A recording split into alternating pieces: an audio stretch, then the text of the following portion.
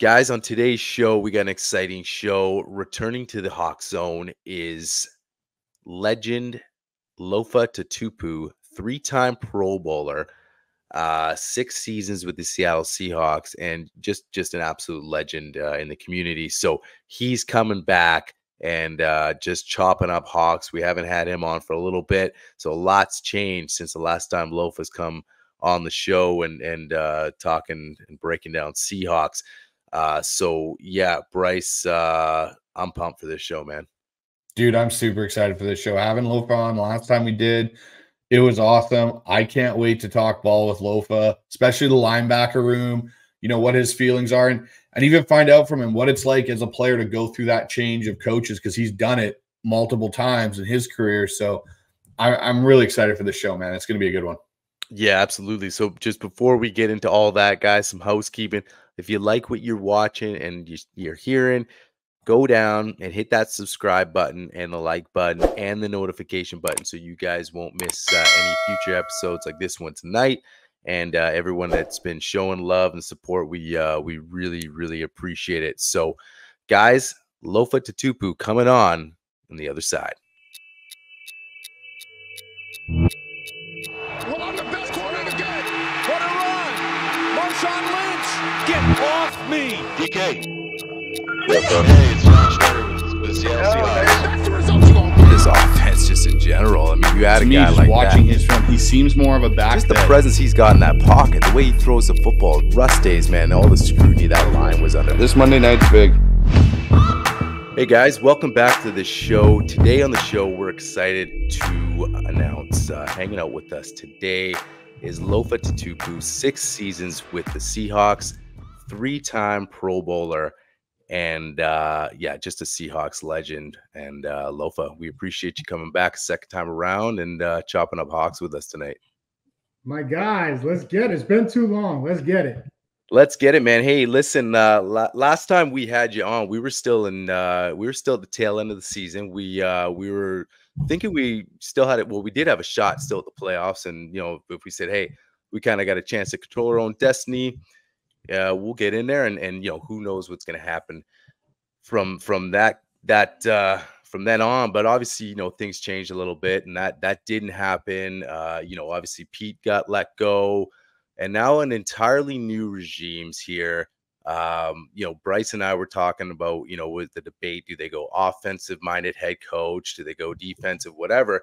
And, you got to go toe-to-toe with Shanahan and McVay. And then when the hiring of Mike McDonald, we sat back and said, you know what?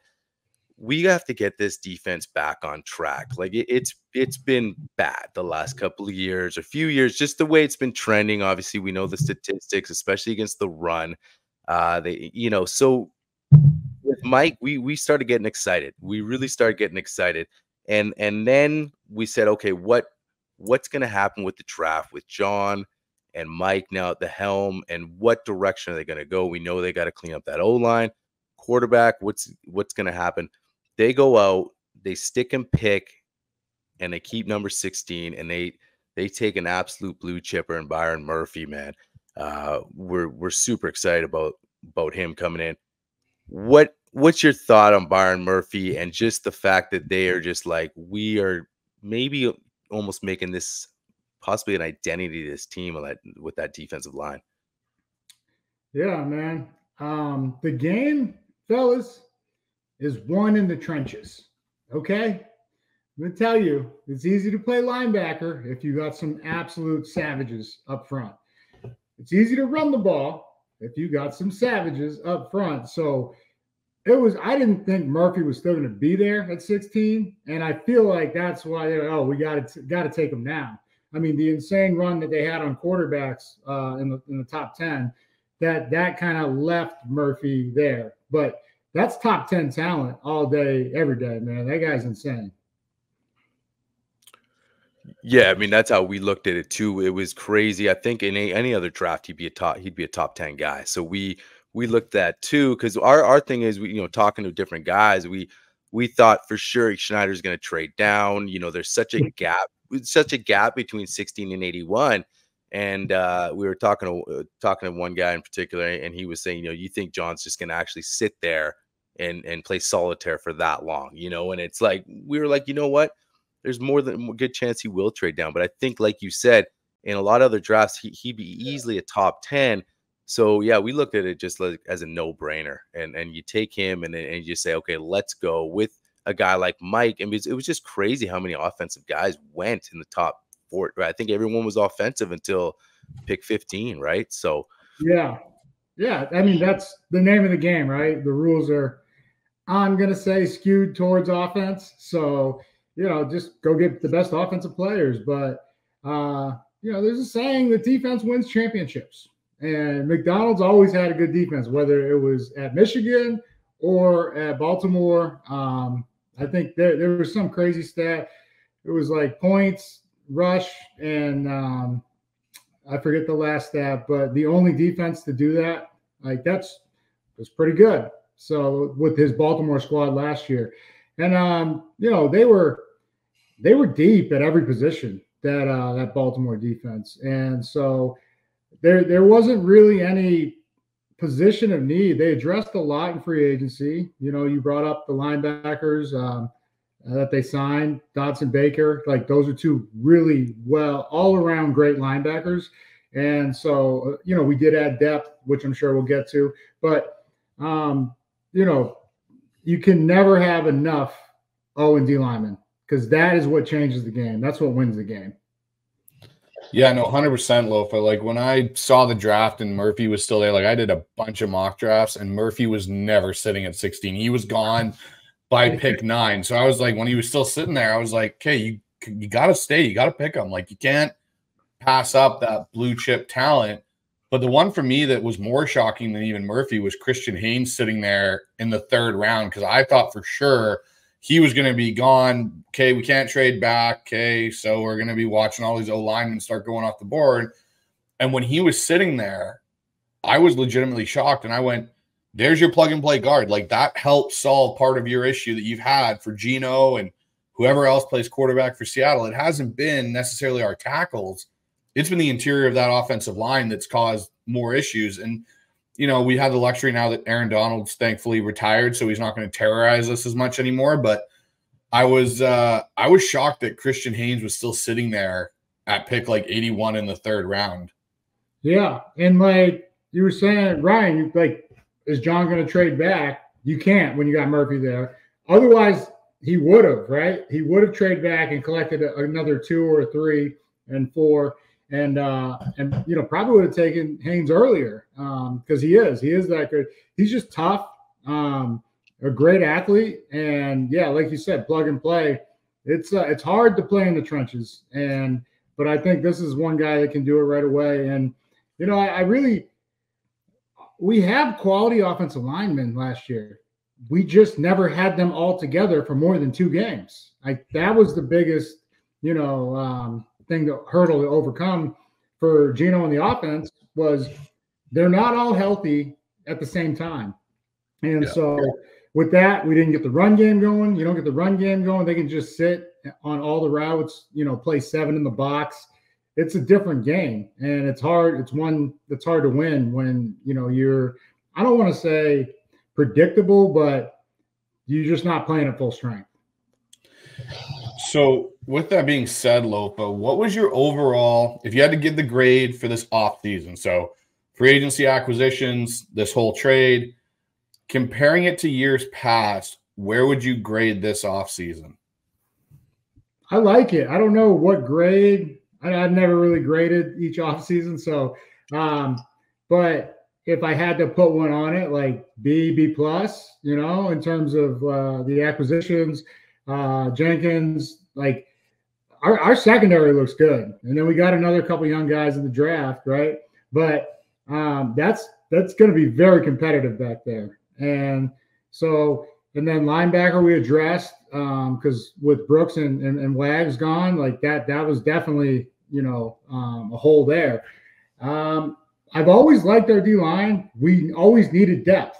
Like, and that's what I said. I was like, because when our starters, when Reed and, you know, those guys come out, and Leonard, there was a significant drop off.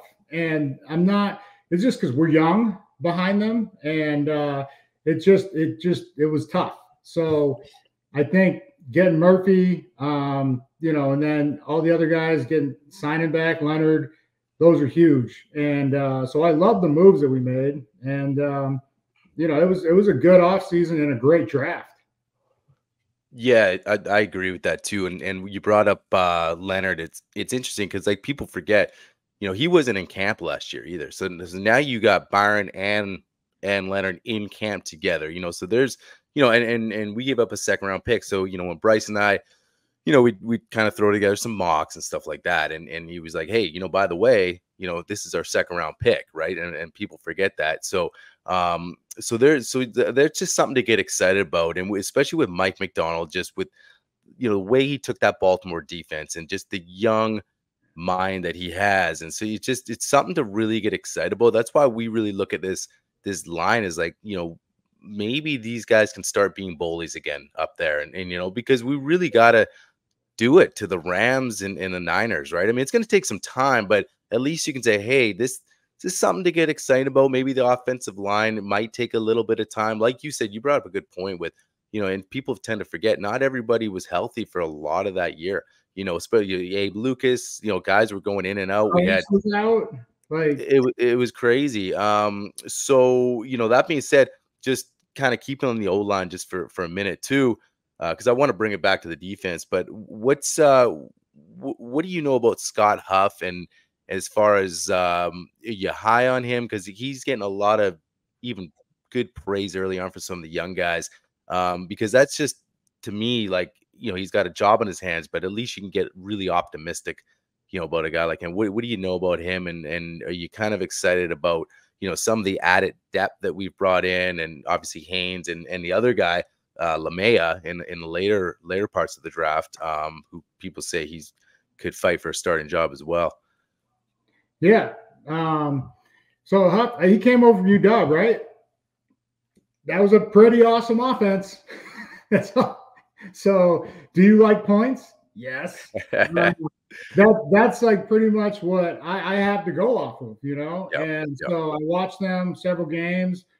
Yeah, I watched them just run the ball at will on my Trojans. It was tough to watch, but like it was a good looking offense, well balanced. I mean, they had such an aerial attack that they didn't even really utilize the run game as much as they really could have. And we have with Ken Walker and Charbonnet, like we got some studs back there. So if we get the lanes open, you know, those guys are 5 to 6 yards to carry guys. Like they really are. That's how dynamic they are. So we'll see. I mean, yeah, it's exciting to get him and see, you know, what he has in store. And just, I think, you know, the cool thing about him coming up from the college level, it's a different game there, right? And it, you know, I want to see what innovative ways and ideas he has to, you know, generate yards and offense and points. And so, because that's he's got the outsider perspective that a lot of these other coaches, it's, you know, a copycat league. Well, they're doing this and they're leading the Niners and the Dolphins, you know, all that, the same system, and the Rams, they're leading the league in offense. So let's do that. That's like, okay, fine. But, you know, they obviously know as an offensive coach how to stop that. They know where the pain points are. So just a fresh perspective, a new set of eyes. I think that's also what he brings to the table. Yeah, no, Loaf, I agree. Like, I kind of look at it kind of interesting with our coaching staff. We bring in, you know, supposedly and they quoted it as the Mike McVay of defense and Mike McDonald, or Sean McVay, I should say. And then with Ryan Grubb and Scott Huff coming in from the University of Washington, we had the experience of Shane Waldron and trying to poach somebody from that Rams, Kyle Shanahan, Sean McVay tree. Didn't really go so well. Like you said, it's a copycat league. And unless you're someone that's really entrenched, I feel like, with the McVay or Shanahan and being their right-hand guy, it's hard to pick up that system and move it and make it work. So that's, for me, I feel like the innovation coming from college, and yes, I know the game's a little bit different. Your hashes are a little bit different, so you can do a little bit of different things. But no, I tend to agree. Like, I think this could be really cool. We get two completely different looks at scheme and how to attack the field from guys coming up from college and taking their system and putting it in, along with what McDonald's done at Baltimore and Michigan. But speaking of, like, Mike McDonald and him coming in, you've been through a coaching regime change in Seattle, going from Mike Holmgren to Pete Carroll, which are two big extremes. Jim Mora, Mike. Oh, that's right. I forgot. You had Jim Mora for 1 year, so you've theoretically gone through 3 in a way. What is that like for a player, like in your shoes? Because they made the whole big deal about the photos being taken down. Was there anything like that with Mike when it went on and like went to Jim and then Jim to Pete? Like, what's that whole situation like for a player carrying over through that kind of change? You're talking about Picturegate, right? Picturegate, yes. Hey, not my picture, not my problem. That's what I say. I don't think I ever had a fucking picture up there. No. But, you know, and like I think Cam tweeted, the standard is the standard. You know, they're the standard. And, I mean, they will never be forgotten. I mean, you know, it's a new time, a new era, and it's not – we will never forget the only team that ever fucking won anything up here. Like, that's the standard. Until someone even goes to the big game, never mind wins it, like they will never be mentioned in the same breath. That's just how it is. So I thought, you know, it's off season. No one's got anything to talk about. So the media is going to hype on it quick, you know, and, oh, the walls are all blank. It's all new. Who cares? Who really cares, man? Yeah. I eagerly await to see the product that they put on the field. And that's all that matters, right? And so with McDonald's background, man, he only had dogs playing for him, just monsters that go after it. And so until he shows me anything else, that's what I'm going off of. That's what I believe he's going to put out there. Yeah. Yeah, no, it's one of those things, one of those off-season things. Speaking of dogs that McDonald, you know, had playing for him, and obviously he's got a certain, you know, guy and player that he wants as well, just like all coaches do. You know, you look at who he's had and now who they've drafted. You know, you obviously give crazy praise to a guy like Witherspoon, just his mentality, and I'm sure Mike's gonna love a guy like that. Just and that's a guy like, hey, does he have a kind of a slightly different role, right? It's something we could talk about. If I can be so kindly to interrupt once. Get in there, yeah. Or disrespectful, however you view it. I'm sorry. Sure. If Spoon stays healthy, yeah, I promise you Hall of Fame. Yo, I'm saying it right now. We can come back 10, 12 years from now when he retires, and there is nothing this kid can't do. Yeah. Coverage, man, zone, spatial awareness, you know, play recognition, blitzing. I don't know that he was ever even asked to play nickel in college. All I ever saw him was out on the island. This dude missed almost all of last season with a hamstring, missed a week or two of camp, and as soon as he was healthy, boom, hey, you're starting. Like, that doesn't happen. And they didn't just do it because he was drafted so high. That's how talented this kid is. I said, because no one could draw a comparison, I said Antoine Winfield and Rondé Barber. That's who this kid is. Can play outside, shows up in the run, hits, you know, almost to his own detriment. Like, that's the only thing I worry about is he's only 185 pounds. And, you know, can the frame hold up for the way he hits? But I promise you, Hall of Fame if he stays healthy. Yeah, absolutely. And that's the one thing. That's the only thing that you mentioned, the weight. Obviously he plays way bigger than that. So, you know, sometimes you worry about that as far as longevity is concerned. But I mean, you know, it's you know, you've played the game and you played the game at a big size and you experience a lot of injuries yourself. So, I mean, it's the game of football. So you can be as big as you want and still, you know, come down with a lot of injuries. So a lot of that's luck, right? But, you know, but yeah, I agree with you 100%. You know, if he does stay healthy, man, it's just sky's the limit for him. You know, kind of staying on that though too.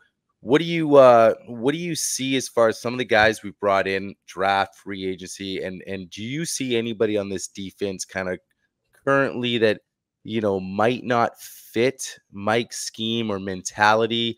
You know, I'm not asking you to make a prediction like who's going to get cut, but is there anyone you think that, I mean, maybe I'm asking that could not be around, that could be a shock to people and just doesn't fit his scheme and just overall sort of mentality as a player on that D?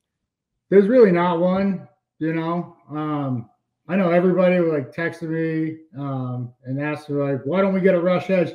But yeah, we got 4 of them, man. Yeah. Like, Oh yeah. how many more do you need? Like, so I mean, we got Chenna's coming back. That was one of the biggest losses of last year.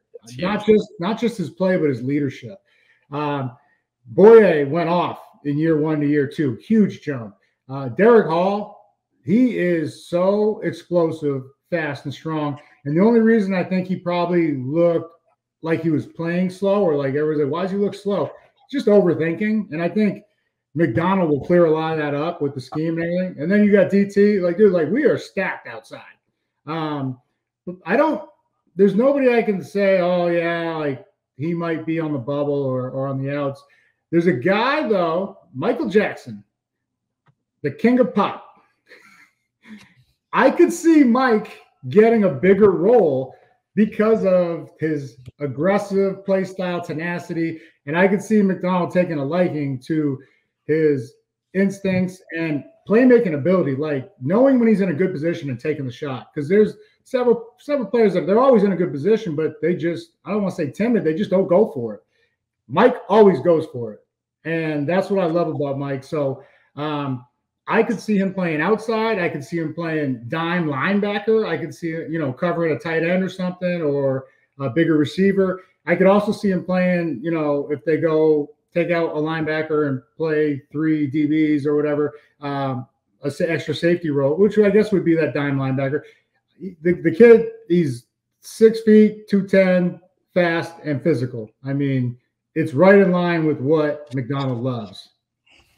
It's kind of funny you mentioned that, Lofa, and you mentioned Mike Jack, because like I'm thinking about when you were saying like trying to think of guys and you went to edge in the D line and stuff. There's 2 guys I look at in that back end of our secondary now that I go, well, do they have a role? And that's Kobe Bryant, who we saw move to safety a bit, but is he a fit? And then the other one is Jonathan Sutherland, who they had in last year. And I swear, if he hadn't gotten hurt, he would have been pretty impactful for that team because he was starting to take starting reps towards the end of training camp. Yeah. So if you move Mike Jack into that role, because I love Mike Jack. He plays fast. He plays hard. Like, he's kind of a McDonald type of guy. If you look at what he had in Baltimore and in Michigan with his style, I wonder if one of those 2 doesn't end up becoming either a trade piece. And out of those 2, I'd probably say there's a higher chance of Kobe being that trade piece because of where he was drafted and what he came out of college as. The other guy I'm interested to get your thoughts on is Jarek Reed. If he comes back healthy, how much does he change that dynamic? Because I love Jarek Reed. I forgot about Jay Reed. Jarek Reed, little Jay Reed. We have big Jay Reed, Jarek Reed, and then little Jay. Okay, I'll answer your first question. Yeah, Kobe's a stud. His only problem is he's been injured, right? But he can play corner, he can play safety. I think he'd be a hell of a safety. He's very physical and instinctually off the charts. So just got to be healthy. And so we'll see what happens. It's a good problem to have when you have all these guys. Yeah, Jarek Reed's a wild card in terms of, well, he's a 6th-round pick out of like New Mexico, right? Yep. He's a beast. And you saw it on special teams, just the way, like, it didn't matter who it was, like, in terms of the matchup, because that's generally, like, special teams coaches put you in matchup. He was one of those guys, even despite his size, because he's not big. They were like, dude, like, you're going to play this position, and we don't care who the matchup is. You're going to win. And he did, with either speed, toughness, instincts, whatever.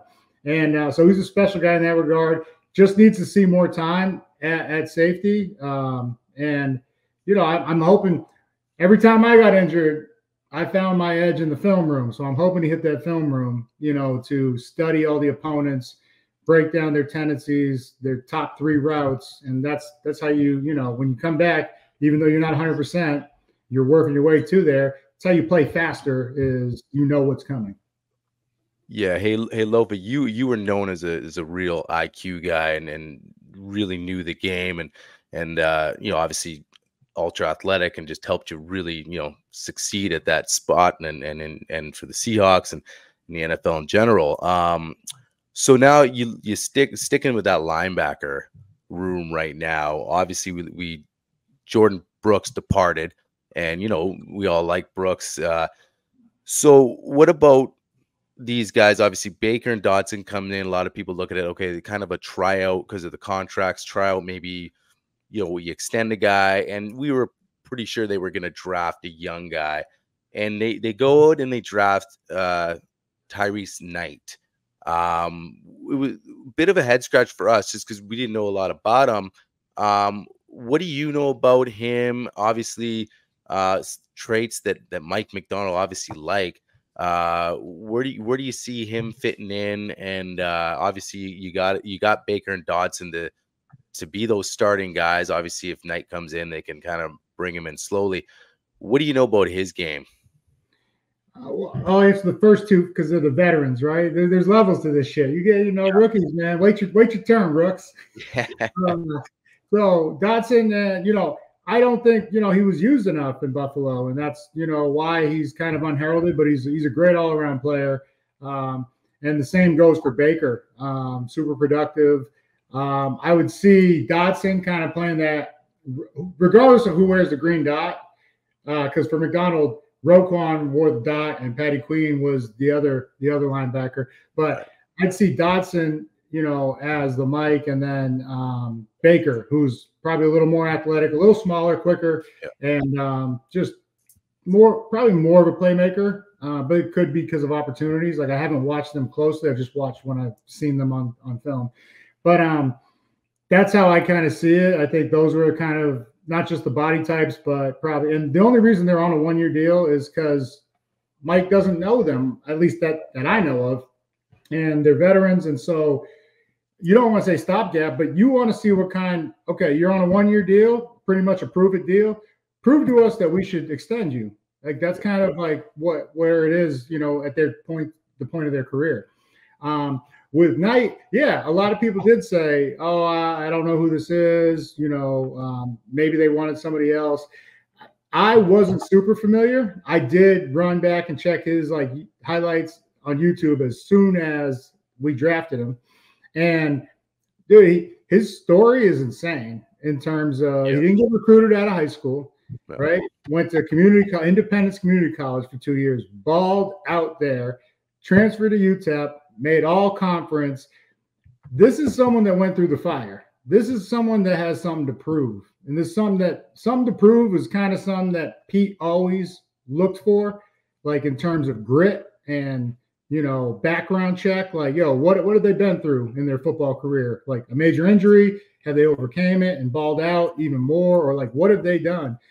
He passes that background check. And so super productive. When I saw the highlights, there's just, the only 140 tackles, 80 of them, he led the FBS in solo tackles, sacks, interceptions, tackles for loss, 15 of them in one season. It's more than one a game. That's impressive. So he checks every box, and good size, good speed, and he's got that dog in him.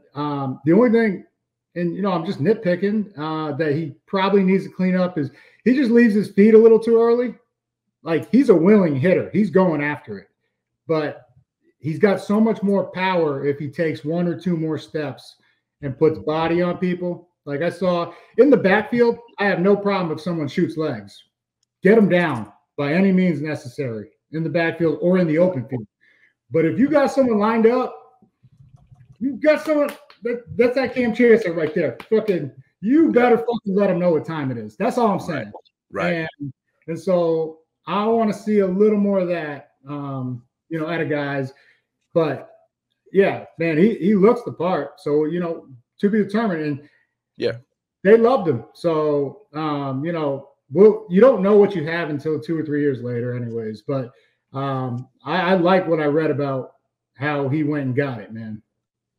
So in that inside linebacking room, Lofa, there's Drake Thomas, who they brought in last year. There's Patrick O'Connell, who they had last year, John Radigan. And then there's this other kid that they brought in out of Wyoming that kind of interests me, and Easton Gibbs.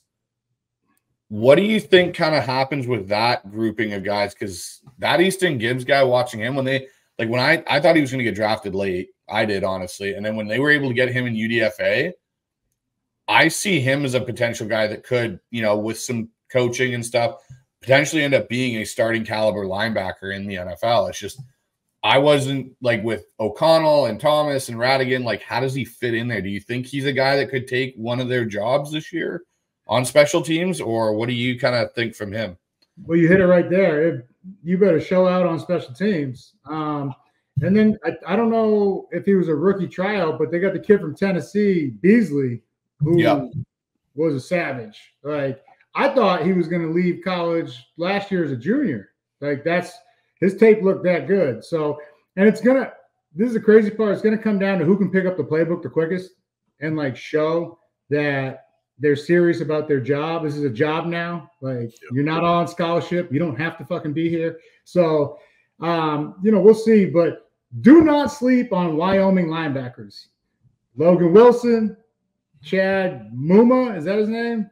Yeah, like, they got dogs. So that's all I'm saying. I was excited to see his name on the list. Same with Beasley. Patty O'Connell, man, I'm telling you, Patty only played like D-end at Montana, like his whole career, or most of his career. So for him to, even make it last year was impressive, because he picked it up and he looked good. So yeah, there's going to be a fight in there in terms of, for jobs, man. And Drake Thomas, dude, that's another kid that if he just cleans up his footwork on contact, because he's a smaller guy like me, he's a smaller guy. So you have to be fundamentally sound. And if he gets that figured out, but his instincts are insane. Like, his college film was so much fun to watch. So Lofa, because you played, I believe, in a 4-3 kind of defense and were solely a Mike or Mac. How does that change when you move to a 3-4 defense for like our listeners to understand? Because you now have two of you theoretically inside that tackle box with your edges kind of outside. How much does that change your responsibilities and stuff, and who truly is the Mac versus the Will or Sam? Yeah, in a 4-3, everything's pretty cut and dry. And like, it's a mathematical equation, to tell you the truth. And there's puzzle pieces and like how it fits. And that's pretty much how I used to teach it when I was coaching. It was like, they're trying to, beat us with the numbers, like in this gap. If they lead a fullback through, that's what we call a gap divider. Now he's created two gaps outside of him, inside of one gap. So now one has to fit inside, one has to fit outside. And I always taught, I was like, like, at the end of the day, we're football players, and that's the saying, not fit ball players, because you have your fits and you make your hits. But whoever fucking gets there first, just fucking make it bloody. And the other guy has to clean it up. Like, if you beat me to the ball, you can't be wrong. And so the other guy has to fit off of you. But in the 3-4, it's very much read the D lineman. The D tackles are two gapping, like they have gap and a half is what we had last year. So they have one primary gap, and then they have to be late to the other gap to get there. And, the big guys, like Aaron Donald, he's not huge, but he would just throw a fucking center into the gap. Like, he would hold his gap and just close the gap with the center. Like, that's how dominant he was. Chris Jones, all the big guys. I did play in a hybrid variation of the 3-4 in 2010 when Pete's first year. He brought up the defense they had from SC, and it was good until my two big guys got hurt. So Red Bryant went down. We were like number 2 or 3 in rushing, right? No one could run on us. And we were still like playing the pass, we were still playing 7 in the box. So we were still had too high and variations of it. Red and Colin Cole, like 320 and 330.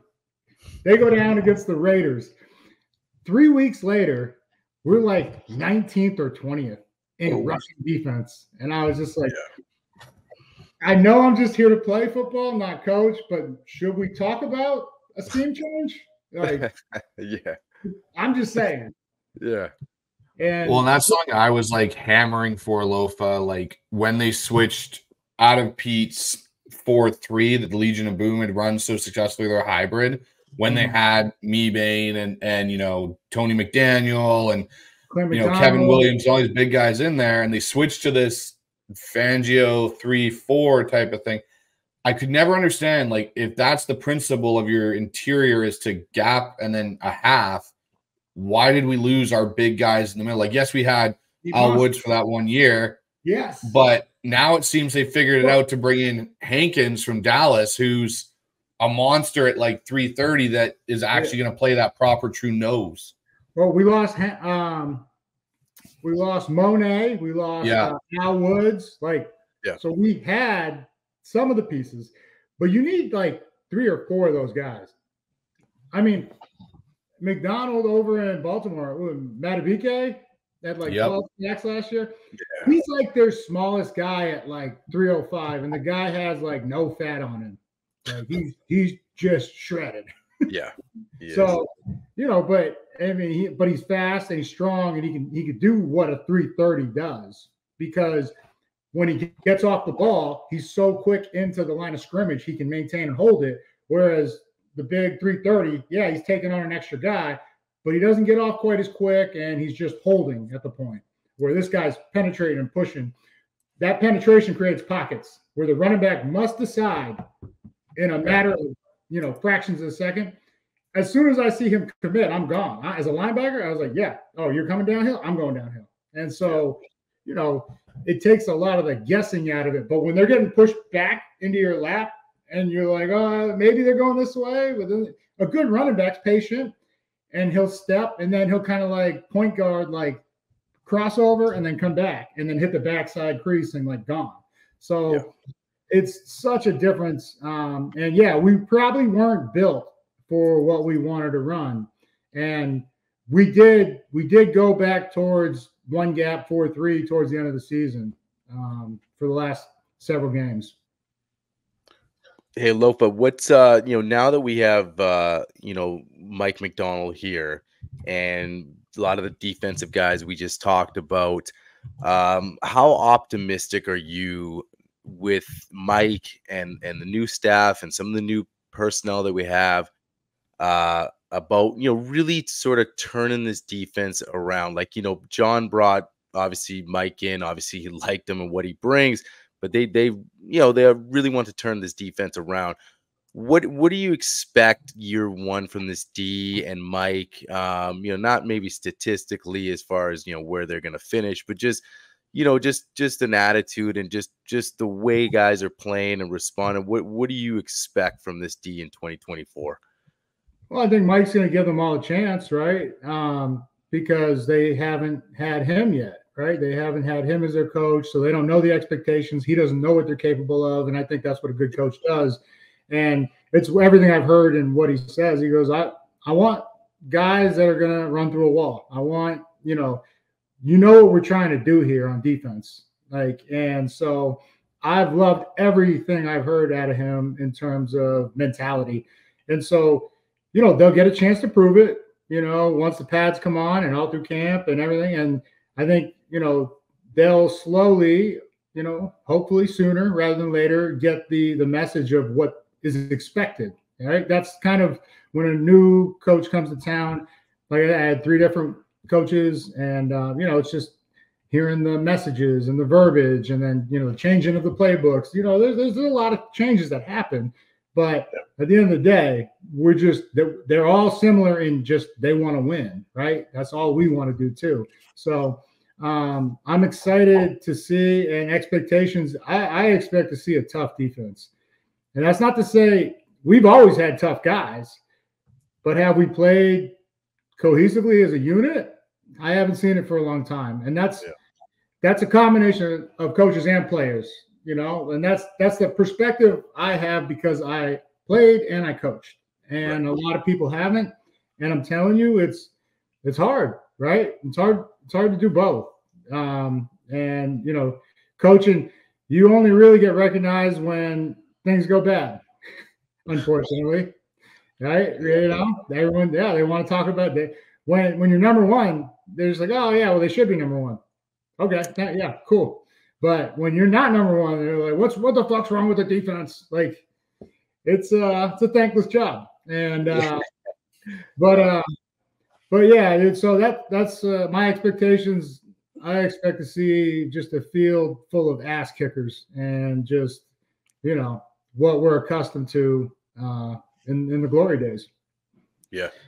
So speaking of changed, Lofa, we changed out our backup quarterback. So I got to ask you this, even though I know you're a defensive guy, what are your thoughts on this whole quasi-controversy that people are trying to start between Sam Howell and Geno Smith and the whole future of Seattle's quarterback position? Like, what's your take on now that Howell's here?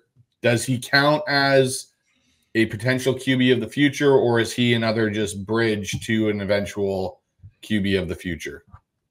You got to look at it, right? How many quarterbacks that have been drafted have actually been successful? Yeah. Like early, right? How many? Not a lot. Not a Not a lot. lot. Not a lot.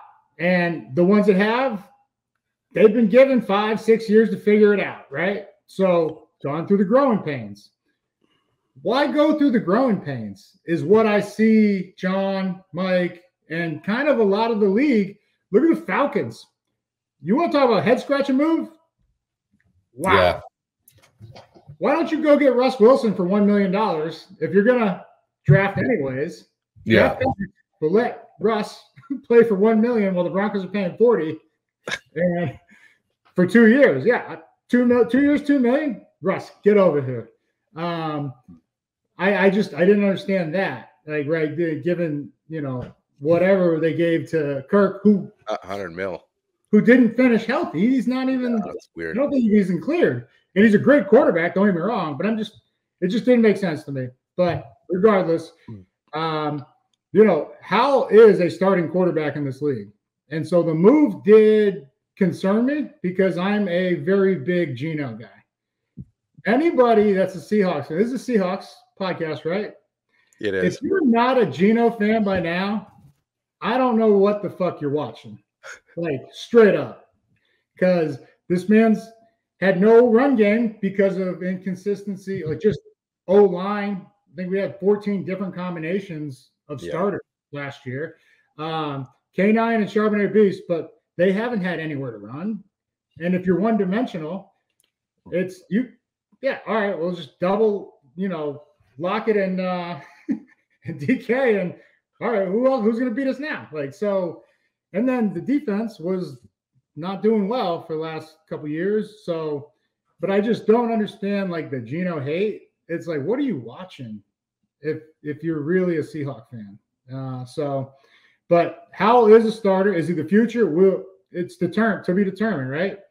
They traded for him, got a good deal. They got a great backup who is really a starter quality. He balled last year. And so we'll see what happens. But, I mean, you look at Rodgers sat for 4 years behind Favre. Mahomes sat for a year. Brady sat for a year. Who else? There's others that have sat. Jordan Love sat behind Rodgers, who sat.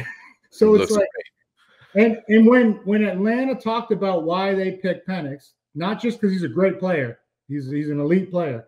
But they're like, well, Green Bay's done this. They've only had, 2 starters in the last 30 years. So I think they might be onto something. And I think there could be a trend of this going forward. So, yeah, that's my thoughts. But, yeah, Howell's a stud. Unless some injury happens to Geno, I just don't see him beating out Geno. It's funny. Oh, sorry. Go ahead, Ryan. Oh, I was just going to touch on your point about, Bryce and I are big believers of the sitting behind starter art that's kind of been lost. Like you brought up Jordan Love. I was a big proponent of Love when I saw him even a couple of years ago. And a lot of that was the organization, right? Like, they draft a guy in the first round. Everyone's screaming, well, why didn't you get Aaron Rodgers some weapons? Like, we're not playing him right now, right? We're letting him sit behind a Hall of Famer who is, I don't know what he was at the time, 37. They knew that he was out there. And I sort of look at the Cousins and Penix thing as similar situation. Like you said, they gave him a boatload of money. They're sort of taking a chance on a guy coming off his Achilles, but here you go. we're super high on Penix. We're not starting him, right? He might sit if Kirk plays okay. Well, he's here for a couple years. Penix, I know he's 24, 25. So what? He can be 27, but he gets that experience. Big deal. He can still play another 10, 11 nowadays in the NFL. So, and we looked at that even last year with us, with Anthony Richardson, right? We thought, a lot of people thought he could have been fifth with us. And he, like you brought up Geno. Hey, we like Bryce and I love Geno. But at 35, 36, Anthony Richardson sits for a couple years. Geno, is on his way out. Here you got a guy now who's ready to go. And that's sort of how we're just looking at everything. So I guess when we look at the quarterback thing too, it's just like, do they bring in a young guy other than Sam to eventually, take over from a Geno? Because obviously not this year. Like we pretty much think it's his job, unless they're just like, hey, it's an open competition because we just really love Sam. I'm not sure what John's thinking, but so I mean, it's interesting though, just because of the contracts, right? Like I think Sam's expires the same time. So, I mean, do you see a possibility of an open comp at all? Or you think it's clear cuts Geno's job unless he just has unless Sam just like explodes out of the gate at camp or something? I'm not even going to answer that. Hey man, okay. You're serious? Yeah. I can't believe you're serious. I thought that was a joke. Hey, all I'm saying is that I can see Sam. The only reason I bring it up just because of the contract. That's all. Because I'm like, do they want to let him? That's the only thing I'm thinking. But Geno's the starter, no question. I just think that it'd be at some point you think they got to get some kind of look at Sam to, kind of say, okay, he could be the guy. They got a good look at him when he put like 36 on us last year, bro. Like, yeah, he played great. Why do you think he's over here? Why do you think we traded him? Yeah. I mean, so I'm going to interject before this is how go ahead, Lofa. Steve Young. Yeah, that's the one I forgot about. That sat behind Montana. That's good. No shit, Loaf. Come on. You can't remember Hall of Famer? So this situation, actually, the more I've seen the Sam Howell Geno thing play out and what they're trying to do, it almost feels like John's doing something Mike did when Mike Holmgren came to Seattle. He had an established guy in Trent Dilfer, guy that had played in the league a while, washed up, chewed out by everybody at that point. He'd gone to Baltimore, won his Super Bowl. No one even wanted him after that. So what does John do, or Mike do? He brings him in. And then he makes an acquisition for a young guy out of Green Bay in Matt Hasselbeck. What does Matt do for the first 2.5 years? He sits. He does play when Trent gets hurt, but Trent's the guy. Geno's the guy. And I'm not saying Geno and Trent are the same because I think Geno's a higher caliber quarterback. But that's how I view this situation more or less is, hey, we've gone and traded for a guy, taking like what Lofa said, instead of going through all the growing pains, let him go through Washington and have his year of growing pains, come to us, sit behind a guy that does it right, and then we'll reevaluate. Because what I think is going to happen, as crazy as this sounds, I think both these quarterbacks are going to get an extension at the end of the season. I think Geno's going to get added to have 2 more years on his deal, and they're going to add 2 more years to Sam's deal.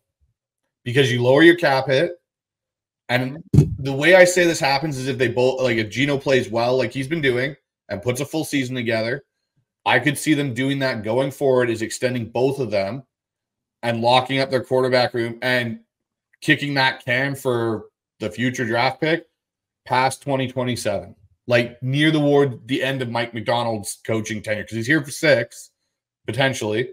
That's how I've started now that I've written this whole thing out numerous times going, where is John? And that's to me where I came back is the Green Bay connection is Trent Dilfer, Matt Hasselbeck style when Mike Holmgren first got here. Because I remember Mike talking on the radio, and he mentioned that's why I did that with Matt, is I brought him in to learn from Trent. Bryce has a manifesto written up. You heard it, Ryan. You heard it. Exactly. Yeah, I like it. I like it. Right. No, that's an excellent point, Bryce. So, do you know who Mike had in Green Bay? He had Favre. I believe Mark Brunell was the backup. Yep. Who ended up leaving to Jacksonville, right? Hasselbeck, and I think one of the Detmers was there too. And Doug Peterson and Aaron Brooks. I mean, but you know what? That's also Mike's special ability. Kind of like, I'll give Shanahan and McVay this credit. They can find, and I'm not taking anything away from Brock Purdy, but they can find value at the quarterback position and find the most competitive, and I think John did this with Russell Wilson. John and Pete did this with Russell Wilson. They took him in the third round. They're like, why wouldn't we take him? And you saw what happened when he was given the opportunity, when he took the opportunity, because Russell won that job from a guy, Matt Flynn, who was paid well at the time. So, yeah, no, I think that's an excellent point you just brought up, that you brought it to when he was here. And I want to give you a Trent Dilfer story, because don't put no disrespect on a Super Bowl champion's name. Trent, I had Ray Lewis, Jamie Sharper, and 2 or 3 other veterans from that Super Bowl team that said if they just signed Trent back, they would have repeated, because I believe that. They loved playing for him, and he was tough. And that's really what you need. That's why Russell, all the magic and, was great that we saw on the field. Russell was one of the toughest quarterbacks that ever played. Dude had a pec strain on his throwing arm, and he played through it. He had a grade 2 MCL. He didn't miss a snap of practice. They got him the brace immediately. He was out there the next day for practice. And I was kind of just like, damn, like grade 2, and he's out here like already? Savage. Yeah. Go ahead. And that's kind of like, I just look at it, Gino, all the hits he's taken over these years, even to his own, the emotional side of it, of all the shit he's gone through, from the Jets to the Chargers, the Giants, all the crap he got given in New York when he had to take over for Eli, which I felt so bad for him then. All the crap he's still getting from Seahawks fans. That too. And like, I just look at it and I go, if you put a team around, and you look at, even to the point of what you were talking about with McVay and Shanahan finding value in quarterbacks, the Rams are trying to trade for Sam Howell. They were one of the teams that were trying. So if McVay's trying to trade for this guy, there's obviously something there. And a lot of people I've heard go, oh, well, that's just fluff. Blah. No, coaches don't generally go out and try and trade for somebody unless they don't see value in them. Like, there's a reason they're going to go do it. Yeah. I just look at the whole thing and I go, and like you said earlier, Lofa, how often do drafted quarterbacks pan out? Name a Seahawks quarterback outside of Russell Wilson they've drafted that has worked.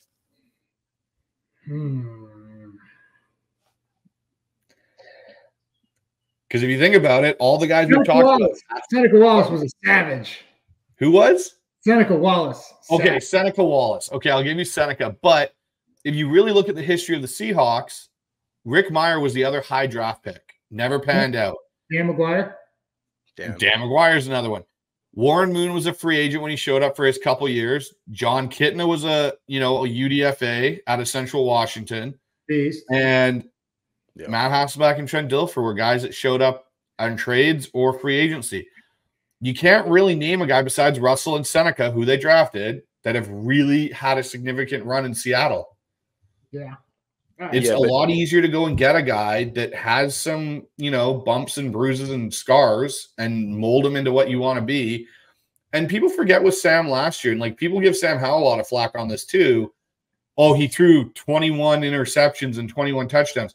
You're asking a rookie quarterback to basically essentially a rookie, because he didn't play his first year at all, with no real quarterback leadership, learning from, Taylor Heineke, who I'm not going to say is someone you really want to, but Tyler's good. He's good. Like your tongue. That is Taylor's good. He's got a tough attitude, but in comparison, Taylor to Gino and who to learn from, I think you might learn a little bit from Gino because of his career arc.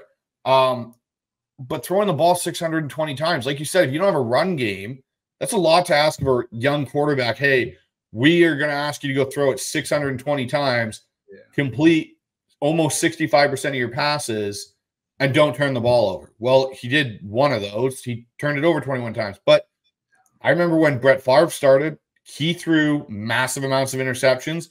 John Elway, Peyton Manning set the record his rookie year. Like, everyone expects, like you said, these rookies to come in and just light up the league like CJ Stroud did.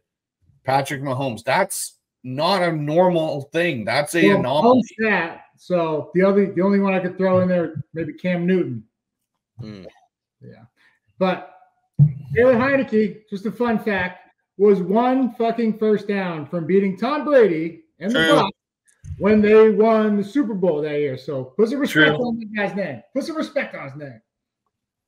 Yeah, come on, Bryce. But yeah, no, I agree with you on it is tough to draft a quarterback. I mean, like, they it's just, even if Bryce and I had the conversation, you look at 6 of the first 12 picks were QBs.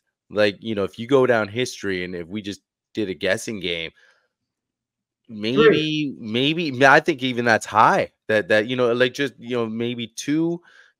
Like, even Caleb Williams, you don't know. There's no guarantee he's going to be this. Well, that's one of my for sure. Well, I mean, I would definitely put money on him, right? I mean, no question about it. And you know what? I don't want to kind of go off on a quarterback tangent, but I mean, Caleb, at least, like, it's I mean, it's nice to have a few receivers that he's got in Chicago too to get his career going too. So that that's definitely a nice start, right? But I mean, I like the guy. Wait, no. How'd that work out for Baker? Right? We had Jarvis, we had Odell. Yeah. Well, okay. Yeah. So Odell was I think Baker's second or third year. Okay. Well, I'm just saying. Yeah, but he had some unreal talent at receivers and a young quarterback, and that could be a lot of pressure. That's all I'm saying. I agree with you there, especially with Odell coming in there, and then now all of a sudden, because I think, remember when Odell came in, they were like, oh, these guys, like, they just, the expectations that were put on Baker and that team were just astronomical. And like you said, now maybe Baker's like, oh, I got to get him the ball. And then instead of, you started tunneling all of a sudden, instead of just playing like you did in year 1 and getting the Browns that 500 record after they're 1-32, right? So I still believe in Baker. I still believe in Baker. I am. Bryce knows I'm so. Baker's one of my guys. Like, I just, you bring up mentality and attitude and playing with a chip on your shoulder. Like, he is all of those things. Yeah. Like, I could talk Baker all day, because talk about a guy like you mentioned Geno getting hate. Like, talk about the hate Baker got just nationally. Like, it was like, dude, all this guy did was come in and sort of make the Browns relevant, win a playoff game against the Steelers. Like, what else do you want him to do? And then it was like, yeah, and he gets the number 1 pick put on him all the time. It's like, well, again, it's not his fault that they picked him first. And to me, I'm still a Baker guy. And then look what he did now last year in Tampa and got rewarded for it. So I'm a big Baker dude, man. He wasn't on those fucking Allstate commercials, and I think that focus on football is what translated. That's a lot when people are pulling on you. Hey, do this and do this. And first of all, he's got a career in acting. That dude is a phenomenal. He's great in the commercials, anyways. I'm sure he can figure it out. But I was proud of him for gutting it out. He gave us a hell of a game when he went to the Rams. Got there on Wednesday, suited up on Sunday, and like we barely beat them. I was like, damn. So I've been a fan of his ever since. He go to Tech, started, got hurt. They were like, you're not the starter anymore. He transferred, won the Heisman, and this was a guy that walked on. Like, really, like, talk about adversity. This is that grit test that Pete loved to reference. Like, what have they gone through? Like, that'll tell me where they're going. Well, it's funny you mentioned that, Lofa, and that grit test, because we had, I don't know, a couple episodes back, I was talking about quarterbacks that have been drafted and have been successful. All of them, if you look back at their history, generally, not every single one, have gone through some sort of adversity. Joe Burrow was at Ohio State. Didn't work out. Goes to LSU. Lights it up. Gets drafted. And you look at some guys that are higher draft picks that haven't gone through that adversity sometimes, struggle. They don't know how to handle it when it comes up to them in the NFL level. So, like, I look at, like, a Sam Howell, Geno. They all went through their struggles. Geno dropped in the draft. Yep. Sam was, in his first 2 years at UNC, was supposed to go number 1, loses all of his talent. Everyone drops him to the 5th round. You just look at, like, when Baker was a free agent and we hadn't signed Geno yet, he was my other option if Geno didn't come back, was like, you got to go get Baker Mayfield. Like, he's everything I want in a quarterback. And I hear John say tilt the room a lot with his quarterback. I want my guy to tilt the room. And you listen to a lot of people that aren't necessarily in tune with what that actually means. They always assume it's a physical thing. Oh, it's a Patrick Mahomes, Josh Allen, tilt the room thing. No, it's when he walks in that room, everyone knows he's in there, and it tilts in a positive direction. And they know that's the guy that if there's 2 minutes left in the game is going to take the ball down the field and score. And that's defense looks at him, offense, special teams, coaches, everybody. And no one's done it more than Geno in the last 2 years. Yep. That's fun fact. Not any of the other quarterbacks have done it more than Geno in the last 2 years. And those are only 2 years he started in the last like 10. So, yeah, you're absolutely right. I mean, you want someone, and it goes back to like the Trent Dilfer and the Ravens, all them, you know, that number one, that vaunted defense saying if we just got our guy back, we would have went back, you know. It's huge, man. That chemistry cannot be taken for granted. So, yeah, man, good point. Yeah, just one more point or question on the offense from me here. So talking about Geno, and you know, don't get us wrong. Like I love Geno Smith. Bryce loves Geno Smith. We're just always looking down the road too. But you know, the present right now. No, I'm talking like, you know, 4 years down the road, like you said, like with Atlanta and Penix and Cousins, like a situation like that. Like people were like scratching their head, why did they draft this kid? Maybe he starts 3 years from now. So, but sticking with Geno and this offense now with Grubb, Ryan Grubb, new offensive coordinator. You know, the weapons are still there with DK and JSN and Tyler's back. And like you mentioned, the running backs and just, you know, Noah Fant in the mix. Like we're just loaded. And it's obviously, you know, and that interior was, you know, not great. And like you said, just Geno having that time. There's an example of like, you know, give him some time and then you can see what he can really do. If everything sort of like maybe shores up a little bit more on that old line, it's going to take some time. But what do you expect differently this year with this offense and Grubb in there, you know, that maybe we haven't seen in the last couple of seasons? I think the dynamic that's going to be interesting is between Grubb and McDonald. You know, like McDonald was with the Harbaughs who pound the rock. Like whether it was Michigan or whether it was, you know, Baltimore, you run. Because when you run, if you run it well, you break their will, and there's nothing they could do about it. And now all of a sudden they commit an extra defender down, and now the pass is there all day. So, you know, that's what, when I was at SC, like Pete, we ran with Reggie, Lindale, all the great running backs we had to open up the pass. I know you always saw the pass yards and everybody's like, and Carson Palmer and Matt Leinart win the Heisman, but we ran the shit out of the ball. And so I think I'm more curious to see how that dynamic, because, you know, even they had a good running game here and they aired it out. Naturally so it's working. Like, so I'm just kind of curious to see what the ratio split run to pass is going to be. That's really what I'm looking forward to. It's funny you say that, Lofa, because I thought you were going to go with another point, which is Grubb might actually unlock DK Metcalf for more than go balls and hooks, because he might use them more like a Dunze and get him moving along the line of scrimmage in different sets. And actually, like, that's kind of one of the things, like, I agree. Like, I think the run game is going to be something that I think is an understated part of Ryan Grubb's offense, is how well they run zone, gap, the guards in this. And the other thing is he is a master at the screen game. Him and Scott Huff, they ran some wicked screens at Washington and what they do, which is something we've seemed to struggle with in Seattle quite a bit, is the screen game. So I'm excited for that. But I'm really excited to see how he uses Tyler, DK, JSN, because I think they're going to just be all over the field and teams are going to have problems trying to lock down DK and say, okay, we're going to commit 2 to DK. Well, then we're going to see JSN and Tyler go off on the other side.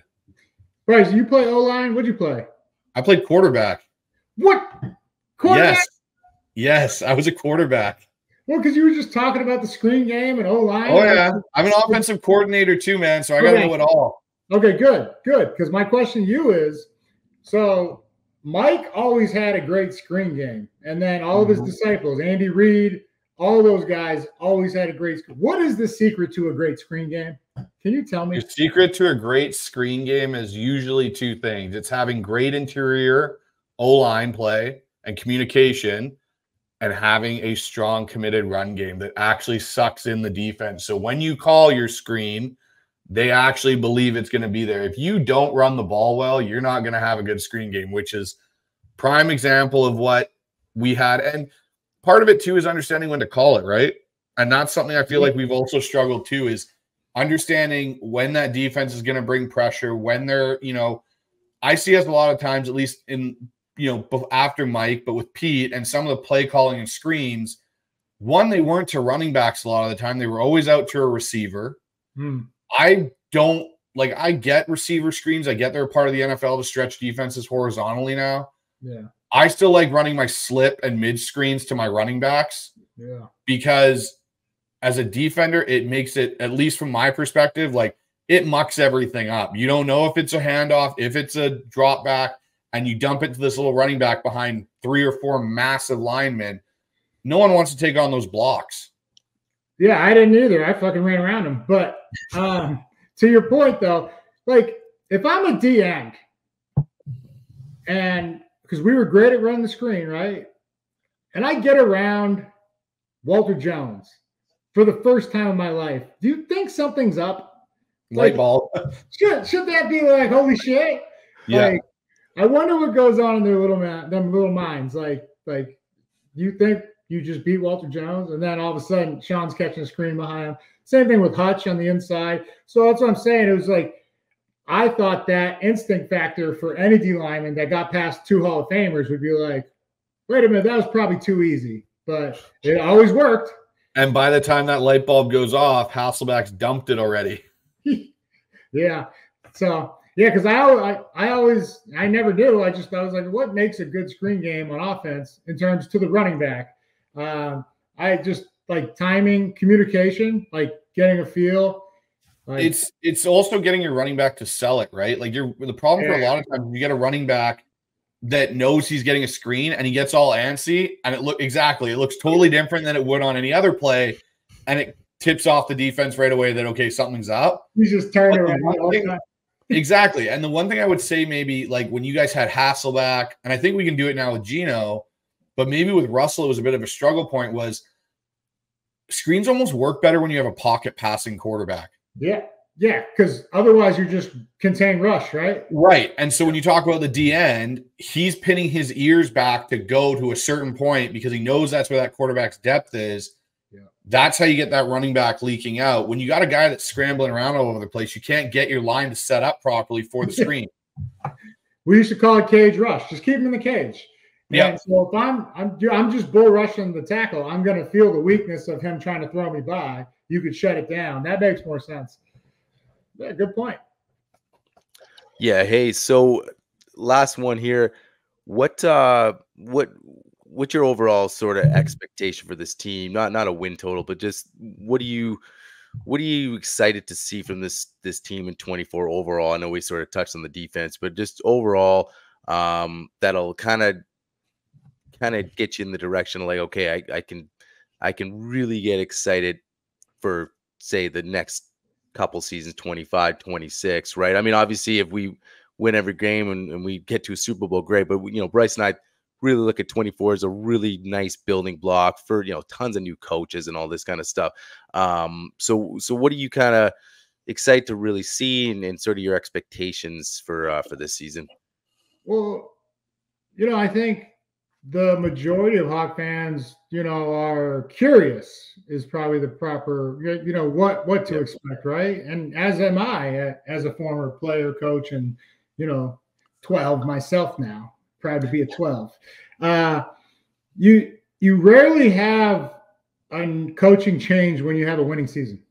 I don't know many cases where it's happened. So where should our expectations be? Because when everybody else has lost their franchise quarterback, they have gone down the tank. Pete lost his franchise quarterback, and he went to 9-8 seasons, made the playoffs, one of them. Him and Gino, want to make sure I hammer the Gino factor there, had a lead on the Niners at half in San Fran or Santa Clara, wherever the fuck they play. But, because everybody was just like, oh, we got blown up then our defense got tired, and they beat us. But Just saying, like, we were close. I think that's probably the toughest thing for Pete was like he knows we were close. So, but now it's a new day, new age, new era, everything, and we got new playbooks, new verbiage, everything, and so that takes a little time. Doesn't matter how good a coach you are, like you got to get 53 guys on the same page and speaking the same language. There is a language barrier, Bryce. You know what I'm talking about. In football, there is a language barrier. So, it's I think curious is probably the best for all of us. But I expect to just see some tough football, like that brand that we've become accustomed to knowing and loving up here. I feel like McDonald is bringing that to us. So that's what I expect to see. Just, we've always had effort. I think we're going to see toughness. So I got one follow-up to that, Lofa. Who are you more concerned about now after the draft, the Rams or the 49ers? Because for me, it's the Rams. First of all, I ain't afraid of shit. So thank you for saying concerned. Nah, Rams had another great draft, bro. And yeah, they lost Aaron Donald. They reloaded with Braden Fisk and Jared Verse. They got 3 great pass rushers and defensive linemen last year in the draft, like a 3rd, 5th, and 7th that all produced. One was up for Rookie of the Year. So, and then now you add a 1st, and I think was Fisk a 2nd or whatever. Yeah. Like, man. And then that running back they got from Louisville, or no, San Fran got the running back from Louisville. He was good. But they got another couple players, but they had another great draft, So it's just, man, they've rebuilt well. And, that's definitely, I thought they had as good a draft as us, maybe better. I wasn't super crazy about the Niners draft, but, mainly because it was just guys that I hadn't heard of. But they do their homework, and, they drafted well in the past. So we'll see. And then nobody cares about the Cardinals. So I guess we could end the show. It's going to be fun to watch Marvin Harrison Jr. down there, though. I mean, he's plug and play, ready to go. Forgot about that guy. Okay, there's 2 guys, though, Lofa. They got Harrison and they got Newton from Illinois. Right. Newton? Yeah. Never heard of him. But, I mean, you're right. I mean, the point. I think the point is it's a tougher division than I think people expected it to be at this point, say a couple of years ago. I think we were sort of like, hey, you know what? The Rams they're on a decline because, they sold the farm to get that Super Bowl and didn't turn out that way, right? I mean, remember even last year we thought we're looking at the schedule and you're like, oh, great, the Rams. Okay, there's 2 wins, right? 2 wins. And then even the Cardinals, even last year, we're like, that's going to be complete pushover, and they played everybody hard. Right. And then with Gannon down there now, like, and with a decent draft, like all of a sudden it's like you look in our own division, the 6 games we got to play, they're all going to be tough football games. I mean, division games normally are, but there you go. It's loaded. I did a podcast the other day and they were bagging on the Mariners. They're like, how do you lose to these bums? And I was like, first of all, anything can happen. Right. And especially in division games, I think it was 2006. We won the division at like 9-7 or whatever. But the fucking Cardinals, who were terrible, swept us. Yeah. Right. Yeah. Well, like you said, division games, you're familiar with the opponent, right? Yeah. They know your scheme, they know the players, personnel, everything. So there's a little, factor. But then there's just, hey, shit happens. You still got to play the game. Yeah. I always look at division games, Lofa, as basically even playing field depending on who's home. The home field advantage is about the only thing, like, especially when you guys were in Seattle, when you had that massive home field advantage. Otherwise, if you're to play on a neutral site, it's anyone's ball game in division games. And that's why, like, I hate us going to Arizona. I hate that fucking stadium. It ruins everything for the Seahawks. Everything bad to this organization in Pete's era happened in fucking Arizona. A lot of bad memories there. But it was like for a while, like McVay had Pete's number. Pete had Shanahan's number. Shanahan had Yep. Arizona's number. It was all, But if you think about that Arizona Stadium, we lost our Super Bowl. I want to talk about every member of the LOB went down, and Pete and Russ's last games were in that stadium. Yeah. That entire era was wiped out in that stadium.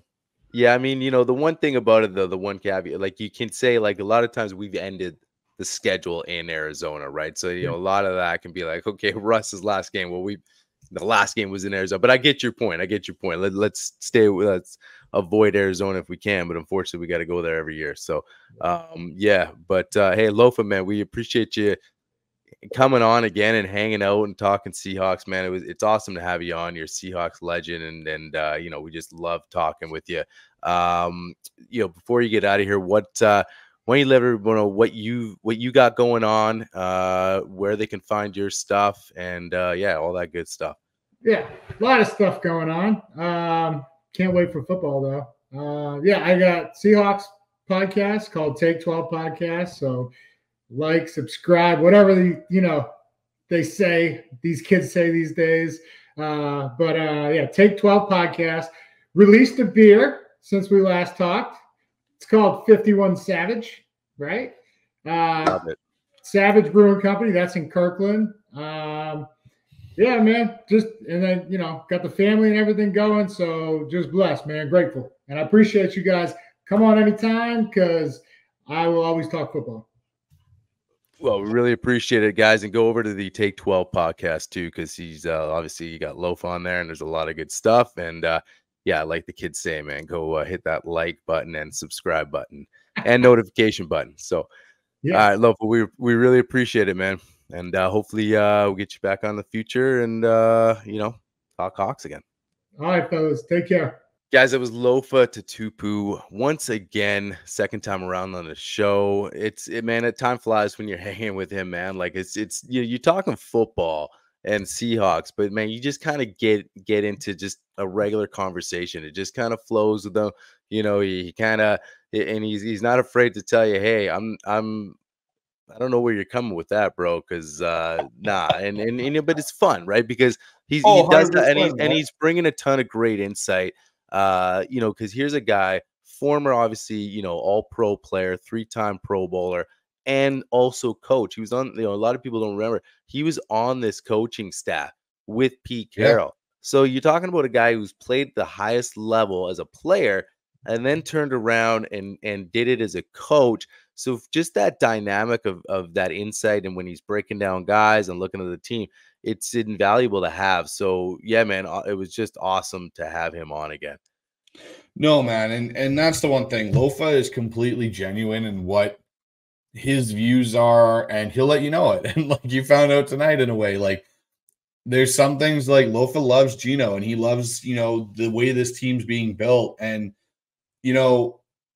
I loved his insight on the linebackers, especially how he felt about Knight, Dotson, Baker, Gibbs, all these guys that they brought in. He even mentioned Patrick O'Connell that's come in, and how he was an edge most of his time at Montana. So I really do love having Lofa and his breakdown for our listeners about the 3-4 to the 4-3 and how you think about it as a linebacker. Like, that was awesome. So no, having Lofa on's always a good time. Yeah, it is a good time. And, and we know where he stands with Geno Smith. And I think sometimes it gets taken, because you and I, like, how many times we come on the show, we're Geno guys. Like, we're not sitting here being like, well, we want him out, he's a bum. Like, I legitimately believe in Geno Smith. I feel like, obviously that interior line's been a mess. So I'd love to see him with the line that's shored up and see what he can do. The only thing I look at, and we've talked about numerous times, just you're looking to, like, that's why when I looked at Atlanta with Cousins, yeah, I think the bigger head scratch for me when you think about it, like, just touching on the Atlanta Falcons thing, is giving Cousins $100 million. Like, to me, that was more of the head scratcher, as far as like, here's a guy that you don't know what he's going to be like. And then they go take Penix. I thought the bigger head scratcher was getting him. And now he could be perfectly healthy and back to throwing tons of yards down there and fine. But I also think a lot of these teams, what they do now is they draft quarterbacks and add them to the rooms and see what happens. Like I think when we were talking before about San Francisco, they're looking to get their guy, for example, trade a couple first rounds for Trey, but they don't stop here. Brock Purdy, Mr. Irrelevant, he's another guy you're just adding, and obviously Penix was number 8 overall, but here's a guy that obviously Atlanta thinks, okay, he's not starting, but we have a good situation. We have quarterbacks. You go down the list now, and you need a viable backup as well. So whether Sam's just that backup, like John says, open comp, well, that's going to be determined.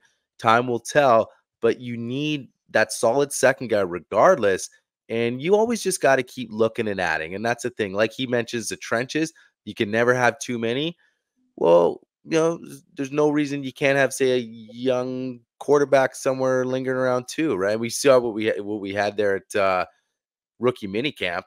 That was a little embarrassing. Yeah, no kidding.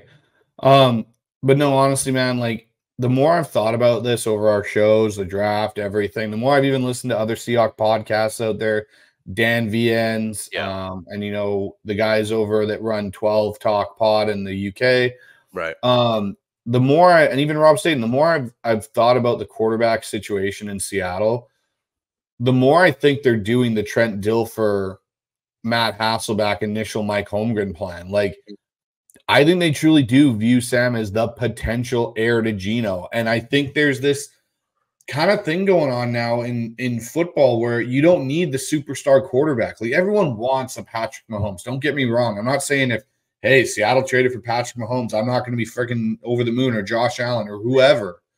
But the reality is those guys are a dime a dozen. And you look at guys like a Tom Brady. Tom Brady was almost like Brock Purdy in being Mr. Irrelevant, but he didn't have these elite physical abilities.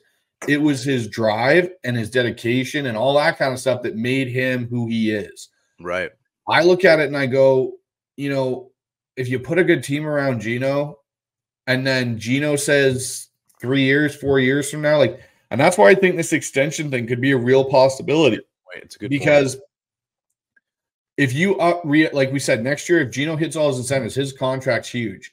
If you walk up to Geno and go, hey, cool. So Geno, you've played really well. Here's a 2-year extension. We're going to drop your cap hit, but we're going to basically, give you some love. And here you go. Hey, Sam, you're not really playing, but we're still grooming you. Because I honestly believe that if Drew Lock hadn't taken that $8 million hit or that signing in New York, they were going to sign Drew Lock for a 2 to 3 year deal. He was not going to be on another 1 year. The way they kept talking about him and all that stuff, that's what I think their plan is with Sam now. Is Sam is going to be here for, I think there's a good chance that we may not have a new quarterback under center in Seattle, that we think it maybe until 2030, realistically. Really? Because I think if you carry Sam and you carry out Geno, you add 2 years to Geno. Well, now we're in 2027. And then Sam takes over and Sam's on a 3-year deal. There's 2030, man. Well, actually, and I think that became a little clearer after this draft. Yeah. I think once we didn't pick a quarterback, because you and me have said it, and Lofa said it today, you don't really inherit a winning team as a new head coach. This team's competitive team. They have a ton of good players. We're going to be in the exact same position next year, if not worse, picking later in the first round, because this team's not going to tank and have a horrible season anytime soon. So what are you doing next year? So obviously, and we talked about the quarterback class too. So obviously you look at next year, they're probably not going to take one next year. So to your point, I think there's a real possibility that that's a reality, the scenario you laid out, and that you're grooming a Sam, because like you said, unless it's an open comp, then you just, all you can do is really groom him to be that heir apparent, because you can't be like, okay, well, his contract expires. You don't want it. You didn't trade for him just to let him walk out the door in 2 years. Right. So there's going to be some kind of discussion of, hey, and you're going to get him on a decent deal. What's he going to command? Right. So that's the other thing. So obviously he's super cheap right now. He's going to get paid a little more, obviously, but it's still compared to what quarterbacks getting paid. Like you just talk about Drew Lock, $8 million, for what? Right. So, because someone sees something, maybe they watch the Eagles game, whatever. I mean, I'm not saying, I'm just saying to your point, you got a guy like Sam who we both agree is a better QB. So, and that's the thing. I think Sam is a better QB than Drew, but I think Drew is going to be a better QB than he was when he was in Denver now when he goes to New York. I think he's grown and he's learned. yeah, I think Drew could take over that team and Daniel Jones could be out the door. Yeah. Like reality, man. Like I really think that could be the thing where Drew now becomes your bridge to your next QB, whether it's next year's draft or the year after, because I think Drew Lock is going to be a better quarterback than Daniel Jones there in New York. And I know that's crazy because Daniel Jones got given all this money. But how many times have we seen that in the NFL where teams overpay all the time because they're scared of losing something because they don't think they have anything else? So they overpay for what they currently have. Happens all the time in the NFL. Happens all the time. So yeah, man. Like I think it's gonna be interesting. But that was an awesome show with Lofa. Great show. Yeah, and we're gonna get Lofa on again. Like hopefully we get him on before the season starts, or just before the season starts. I think would be awesome just to really kind of see how this team's shaping up. But yeah, man.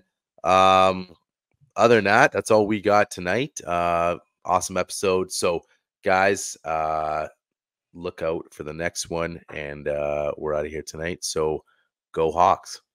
Go Hawks.